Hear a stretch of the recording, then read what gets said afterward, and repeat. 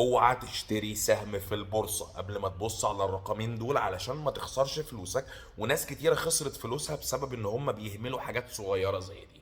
الرقمين اللي انت محتاج تبص عليهم وبتبص عليهم مع بعض مش واحد لوحده. بص على القيمة السوقية، الماركت كاب، حجم الشركة، تعرف دي شركة كبيرة ولا صغيرة ولا متناهية الصغر. ولو لقيت انها متناهية الصغر، ولو انت مضارب في الغالب هتلاقيها متناهية الصغر، بص على مضاعف الربحية، البرايس تو ايرنينجز ريشيو.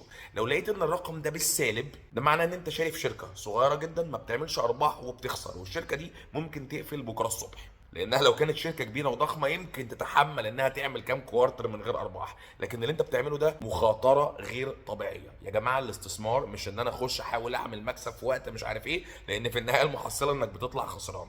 عايز تتعلم بورصه صح وتختار الاسهم بطريقه صحيحه، انا بقالي 21 سنه في المجال ده. هتلاقي جروب تعليمي مجاني في الصفحه الرئيسيه في القناه هيعلمك حاجات كتيره جدا عن البورصه المصريه والبورصه الامريكيه وحاجات تانية كتير.